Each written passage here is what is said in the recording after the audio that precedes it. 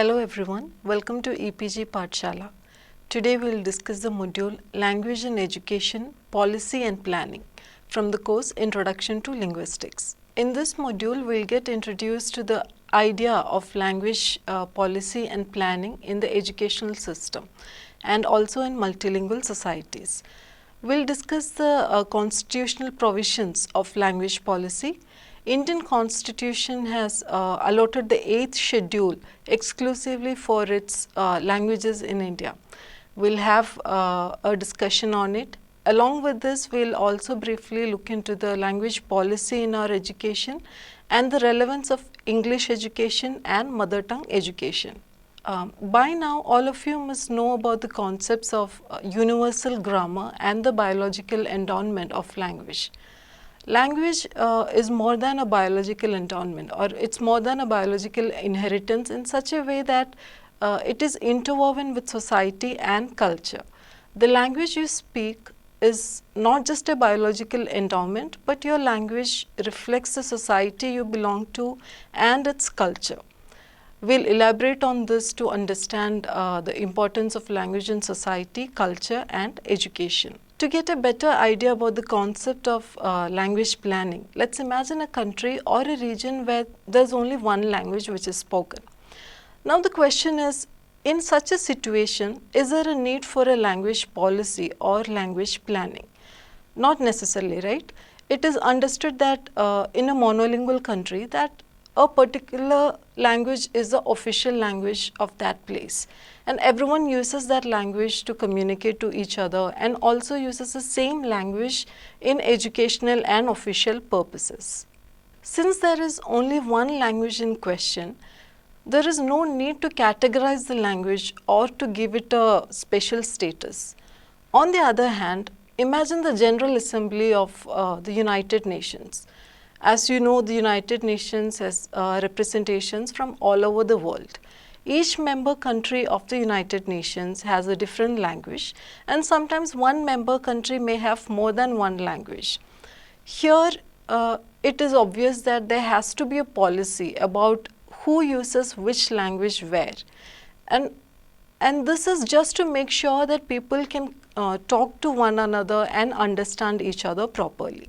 Most actual societies represent a situation somewhere between these two extremes. That is, either the society is monolingual or it is multilingual. And in a multilingual situation, it is crucial to decide which language should be the language of law, administration, government, education, and so on. Problems of language policy and planning are especially acute in the multilingual societies, developing countries and emerging economies. And this does not mean that it is completely absent in the so-called monolingual societies. Monolingual societies also face problems in such a way that a single language may have many varieties or many dialects, and all the varieties may not be equally prestigious. In such cases, there occur a debate on which variety is prestigious or ideal for communication, or which is a standard variety. Another example of a language related crisis in terms of the preservation of heritage language. Heritage language is a language of immigrants. A heritage language is spoken in a place where there is another majority language. Consequently, the heritage language becomes the minority language, and in course of time, this minority language is most probably taken over by the majority language. And there is a movement in United States of America for people to claim and preserve their linguistic heritage by allowing for the teaching of heritage languages in educational institutions. Differences and protests regarding language rights are not isolated incidents. Formation of Bangladesh, recent partition of Andhra Pradesh and Telangana, etc. are examples of this situation. And in this module, we will stick to the language policies of India. Articles 343 to 351 of the Constitution of India, drafted in 1948 and adopted in 1950 under Part 17 titled Official Language, are devoted to the section of language. The major change first envisaged after independence was simply a shift from English to Hindi at the national level. The official language was to be Hindi in Devanagari script. The Constitution also provided for a continuation of English along with Hindi for a period of 15 years from 26 January 1950, with an additional provision for its continuance by Act of Parliament. However, there was a considerable opposition to the enforced spread of Hindi as a nationwide official language.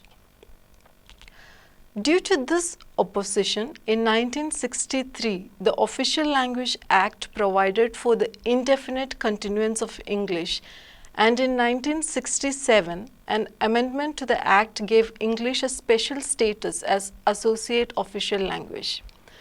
The individual states are free to adopt any one or more of the languages in use in the particular state for their official purposes.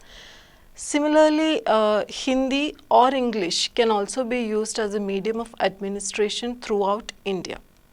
In addition to the directives on language, at the national and state level, the Constitution also contains an appendix list of languages, and this list is known as the 8th schedule, and it originally had 14 languages. This simple appendix has been subject to 3 constitutional amendments and widespread criticism.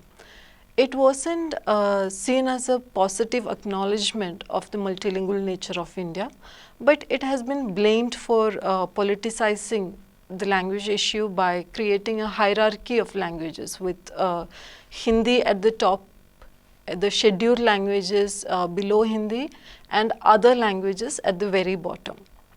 Those languages listed under other languages are those that have been recorded in the census and were left out of count because they have fewer than 10,000 speakers each. Now we will discuss the language and education in India. In medieval times, in northern India, in places under Muslim rule, both Muslims and Hindu children received instruction in Arabic and Persian, and Hindu child often learnt 3 languages, that is Arabic, Persian and Sanskrit. These patterns changed with the coming of British. The new education they introduced had English as a medium of instruction and also as a main subject of study. With a minute on education tabled by Macaulay in 1835, English entered the educational system in India. English schools had begun and these were established by the missionaries from at least the 1760s. One section of British and Indians had argued for classical education, that is Sanskrit for Hindus, Arabic for Muslims. This was, however, vigorously opposed by Indian reformists such as Raja Ram Mohan Roy.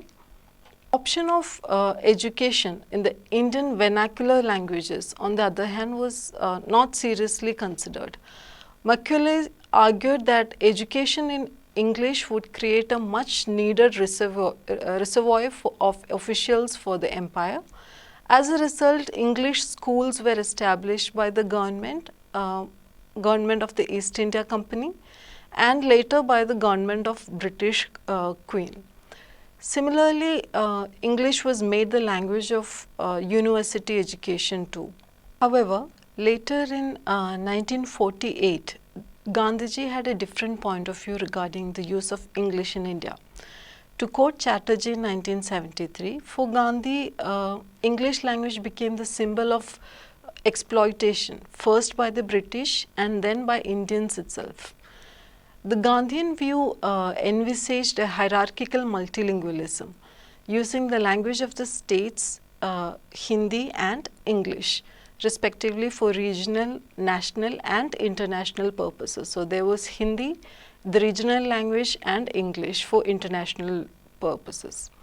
This view was articulated as the three-language formula in 1957 by the Central Advisory Board of Education as an aid to national integration and adopted in 1961 by a conference of state chief ministers. The intent was that every child should learn its mother tongue, and in addition a child should learn English and Hindi. A child whose mother tongue was Hindi should learn a major Indian language other than Hindi, preferably a South Indian language, as its third language. A child whose mother tongue was not the regional language, that is a child belonging to one of the linguistic minorities in a state, was expected to learn the regional language as well as its mother tongue, Hindi and English, and hence four languages. So, its mother tongue, the major regional language Hindi and English. The National Policy Resolution in 1968 indicated that mother tongue instruction would occur during primary education and the three-language formula at the secondary stage of education. However, there have been a lot of shortcomings in the implementation of this policy. Under India's constitution, education is within the purview of its state government.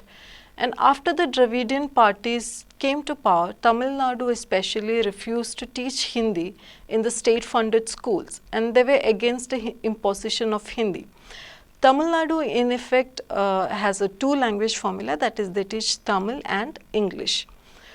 The Hindi states have also defeated the spirit of the three-language formula by teaching Sanskrit or Urdu as a third language instead of a contemporary South Indian language.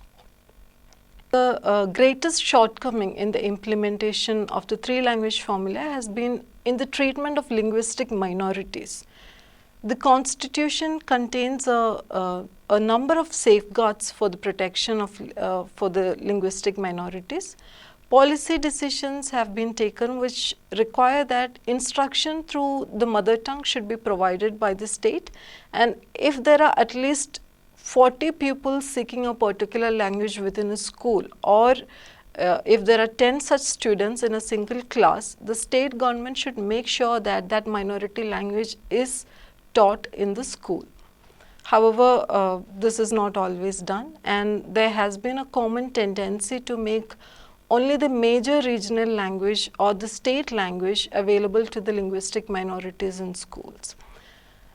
This also stands true for tribal languages, which may have very few speakers. There have been some cases where the tribals themselves seem to prefer instruction in major regional language of the area. And Krishnamurthy in 1995 observes that the attitude of tribal elites in many states are against education in the mother tongue. So, they feel inferior to identify themselves as tribals, and hence they want to be educated in the major regional language and not in their own mother tongue, which is a tribal language. Similarly, Mehrotra in 1999 discusses the death of tribal languages due to this attitude. A 1985 Ministry of Education document acknowledges the reality that central government is unable to ensure the faithful implementation of the three-language formula. The problem seems to be that the formula has a worthy agenda of national integration, but pays little attention to its usefulness. Time and again, it has been noticed that the students tend to prefer languages which promote their employment potential and mobility, and on both these points the language that scores is definitely English and not their regional language or mother tongue. Gandhi believed that the market value of English will go down once the British Empire leave India. However, as we can see today, the market value of English has remained stable, and in fact it has increased since independence. Critically, the Constitution did not mandate the replacement of English by an Indian language at the regional level within a given time in the way that it did for Hindi at the center. And Hindi made better progress in education than the other Indian languages because it promised access to central government jobs. And from the perspective of job opportunity, regional languages are of no use apparently. And this resulted in the growth of English in the non-Hindi speaking parts of the country as an alternative to Hindi as the official or link language. So, in the South Indian states, they always prefer English rather than Hindi because they believe that English will open a wider perspective or a wider window for in terms of their job opportunities. In the urban centers of India, there is a great rush for private schools providing English medium education from the primary stage. And the public report on basis education in India, that is PROB, Public Report on Basis Education, suggests that demand for English education is widespread in these days. Private schooling is often thought to be confined to urban areas, but this is not the case. In many of the PROB villages, private schools are flourishing, private schooling is a flourishing business. The advantages of receiving English medium schooling became immediately apparent in higher education in colleges and in universities where English predominates. Official policy now regards English as essential for access to technical and scientific information and knowledge. It is also necessary for the nation for its modernization and economic development. The rate of growth of English bilingualism, that is of the number of people who are bilingual in English and their mother tongue, is outstripping other types of bilingualism in India. In such a situation, education in mother tongue should be approached seriously. In 1953, a UNESCO expert committee recommended that schooling should begin through the medium of mother tongue. The committee also recommended that the use of mother tongues should be extended to as late as possible during the school years. India broadly accepted this principle in its government schools, but which have since come under public pressure to switch over to English. In such a scenario, what can be done to revive mother tongue education in a multilingual situation is to introduce the concepts and languages to the child during early schooling so as to promote learning in a natural and non-alienating way. Teachings that depend on the written word in textbook results in rote learning and lack of understanding. It also hinders child's natural learning mechanisms. Many educationists have recommended that early schooling should be in multilingual classrooms grounded in the child's language environment. The Kendriya Vidyalaya pattern of using both English and Hindi as media of instruction has been widely perceived to be a success. Today in most parts of India, there are children in a classroom who come from a variety of language background.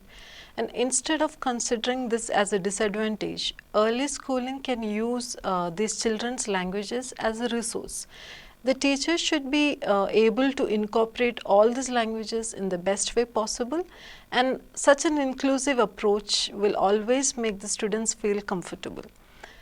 In such a classroom, English could take its place as one of the many languages, and this would produce a generation of multilinguals who will find it easy to live in the worlds of English and the other Indian languages.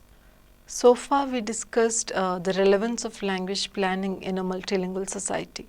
And as we have seen, multilingual societies like India need language planning for official and educational purposes.